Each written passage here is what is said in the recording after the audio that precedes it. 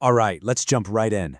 We're going to be talking about something that affects pretty much all of us, the subtle, modern things that are constantly competing for the number one spot in our lives, the spot that's meant for God. And the tricky part is, a lot of the time we don't even see it happening. Have you ever felt that? You believe in God, you pray, you try to do the right things, but your spiritual life just feels crowded. It's like God is in there somewhere, but he's having to fight for your attention against a million other things. Well, that feeling is exactly what we're unpacking today. So, to get a handle on this, we really have to update our idea of what an idol is. We're not talking about golden statues or ancient artifacts. A modern idol, as you can see here, is way more subtle. It can be a habit, a priority, even a comfort. Anything that quietly, sneakily moves into that space in your heart that belongs only to God.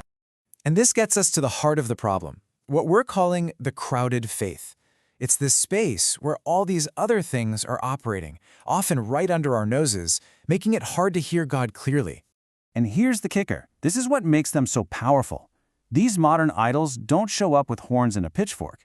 They look like normal life. They look like your career ambitions, your desire for a comfortable home, your relationships, your hobbies. They're disguised as good things, and that's why they are so easy to miss. So let's start pulling back the curtain, shall we? We're going to name 5 of the most common hidden idols that tend to creep into our everyday lives. First up, idol number 1, comfort. Man, we love to be comfortable, don't we? We build our entire lives around avoiding friction and seeking ease. The idol of comfort tells us to always choose what feels good. But God's call? It's often a call to choose what is right, even when it's hard. That's where the real growth happens, through sacrifice, not safety. And the Bible just flips our pursuit of comfort on its head.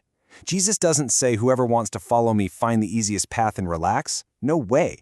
He says you have to deny yourself, take up a cross, daily. This is a direct challenge to the throne that comfort tries to occupy in our lives. Okay, next up is a big one, success. This idol completely changes the questions we ask ourselves. Look at this. Instead of asking, am I being faithful to what God called me to do? We start asking, am I impressive? Am I winning?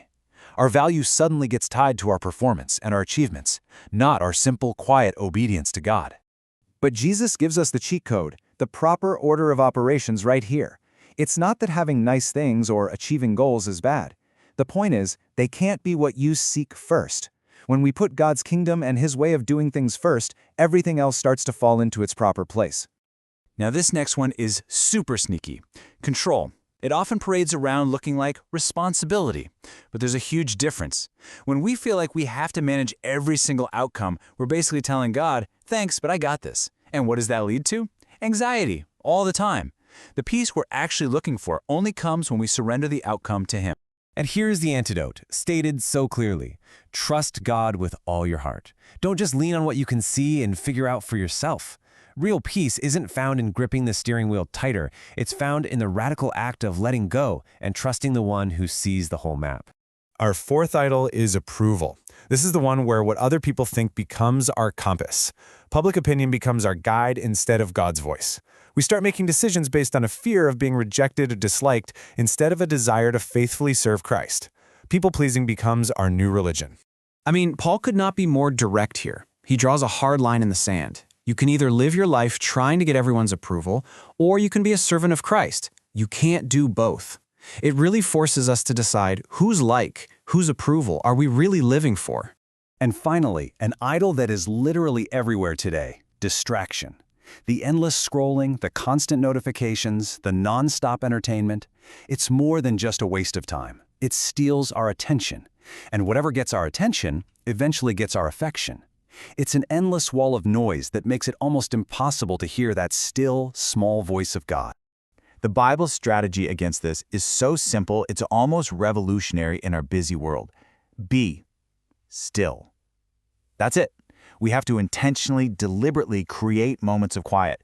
We have to turn down the volume of the world so we have a chance to remember who God is and what He sounds like. So we've looked at comfort, success, control, approval, and distraction. But these are really just the branches on the tree. They're all symptoms of one single, much deeper issue at the very core. So let's just pause here for a second. What's the common denominator? What's the one thing that connects our chase for comfort, our obsession with success, our need for control, our craving for approval, and our addiction to distraction. There it is. One word. Self. The idol at the root of every other idol is our own self. It's our desires, our will, our ego, our plans, sitting on the throne of our life where God is supposed to be. At its core, every act of idolatry is about putting ourselves first. So what's the way out? Well, the path forward is a path of submission. It's a three-step dance that we do every single day. We deny ourselves, we actively submit our will to God, and we offer our entire lives, not just the Sunday parts, as a living sacrifice to Him. It's a daily choice to take ourselves off the throne and let God be God. Now, I know, hearing all of this can feel a bit heavy. Like, great, another list of things I'm doing wrong. But it's so important to understand God's motive in all this. His command to have no other gods before Him isn't about restriction. It's about liberation. It is so easy for us to hear this kind of message and feel shame. But God's goal isn't to shame you. His goal is to free you.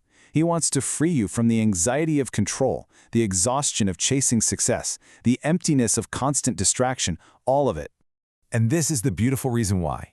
God's commands aren't about power or control. They come from a place of deep love. He knows, He designed you, that nothing else, none of these idols, can ever truly and deeply satisfy your soul. He's protecting you from the inevitable dead ends they lead to. So we'll end with this to think about.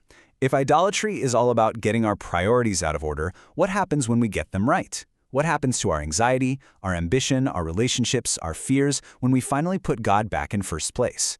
When He is on the throne, what else in your life just naturally falls into line?